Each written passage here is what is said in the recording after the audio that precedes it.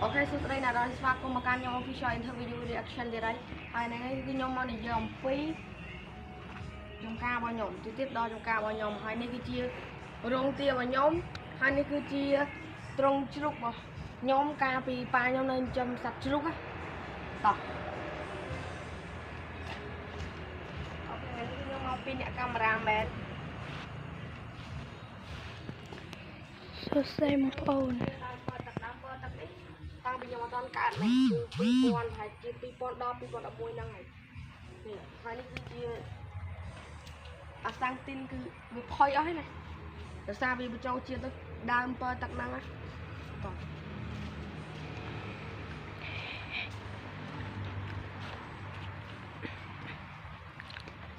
នេះដើមស្កានេះរបស់ខ្ញុំនេះដើមក្រូចរបស់ខ្ញុំហើយក៏មិនក្រូចជាប្រភេទក្រូចដែរហើយណោះខាងនោះគឺជាដើមលហុងតោះដើមលហុងនេះគឺវានិយាយទៅតាមពិតផ្លែវាត្រូវល្អណាបងប្អូននេះផ្លែវាទឹកនេះហើយតែមិនបានវានេះវាដាច់ឬបានដោយសារវាលំបើយើងទាញមកវិញក៏ទាញអត់ចង់កាត់ដោយសារវាធ្ងន់ដែរហ្នឹងអូខេតោះទៅមុខយើងទៅមុខទៀតហើយមុននឹងចូលដល់វីដេអូដែលខ្ញុំនិយាយពីចំការរបស់ខ្ញុំអ្នកនរនេះកុំភ្លេចចុច Subscribe ចុចសញ្ញាកណ្ដឹងដើម្បីបានវីដេអូថ្មីៗ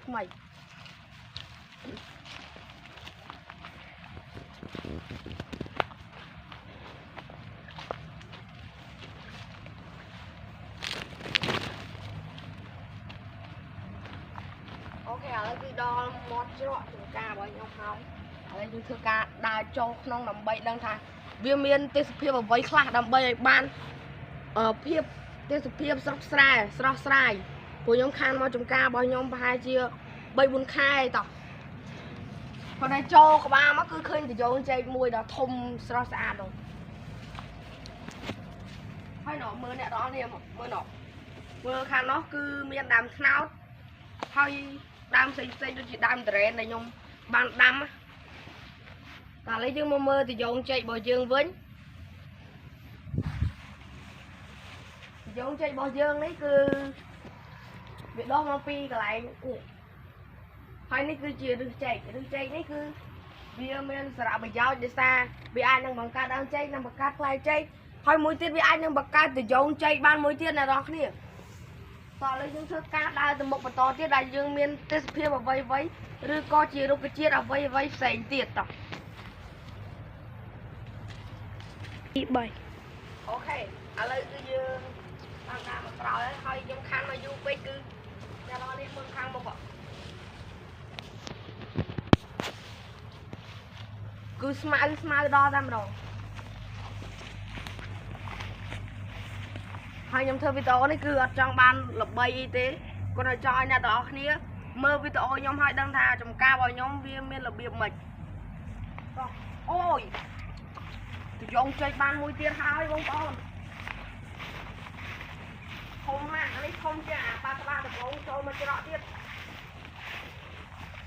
បងបាត់ស្ងោបានអីបងប្អូនដើរវិទូយទៅយងធំអា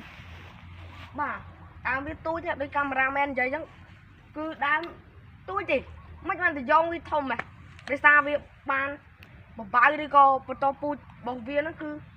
បានល្អតែឥឡូវយើងដើរទៅមុខទៀតដើម្បីដឹងថាមានអ្វីជីវជាតិអ្វីខ្លះទៀតឲ្យបងប្អូនមើលថានោះអាតណានោះមានទាំងព្រៃមានទាំងដើមចេកដើមលម៉ើដើមតារ៉េននិងដើមលហុងហើយដើមដូងទៀតកាលនេះយើងបែរមើលការដំណើរទៅមុខយើងទៀតខ្ញុំដឹងហើយថាអ្នកនរអស់គ្នាប្រហែលជាមានចកាតែចកានេះគឺអ្នកនរអស់គ្នាប្រហែលជាមានធំជាងខ្ញុំហីចកានេះខ្ញុំអត់ដឹងថាប៉ុន្មានម៉ែត្រការ៉េទេហើយក៏អត់ដឹងថាប៉ុន្មានហិកតាដែរឥឡូវយើងធ្វើការដើរទៅមុខទៀត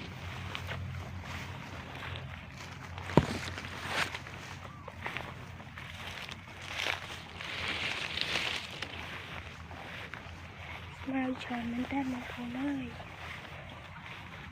អ្នកនរគ្នានេះនេះមាន7ដែរតាហ្នឹងហើយមាន7ដែរនោះគឺដើមលហុងហើយនេះគឺជាដើមចេកហើយផ្លែចេកនេះគឺខ្ញុំដឹកទៅម្ដងពេលខ្លះខ្ញុំកាប់ដើមចេកយកទៅ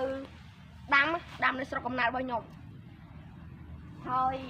ផ្លែចេកនេះគឺមកតងវានឹងថាជាមាន10ផ្នែកធំល្អបងប្អូនបាទហើយនៅចុងទៀតគឺ ស្មៅទៅបងប្អូន អស់ហើយដោយសារមានស្មៅច្រើនពេកបាទមានតែប៉ុណ្្នឹងទេបើសម្រាប់អ្នកទាំងអស់គ្នាដែលចង់មើលវីដេអូខ្ញុំតគឺអ្នកទាំងអស់គ្នាអាចនឹងចូលមើលវីដេអូខ្ញុំហើយខ្ញុំនេះស្មៅច្រើនខ្លាំងមែនទែន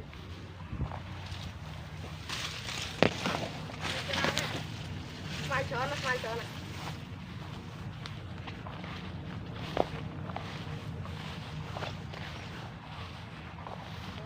មានផ្លែចេកទេដោយសារខ្ញុំខានមកបបៅយូរហើយអញ្ចឹងគឺមានតែដើមចេកទេ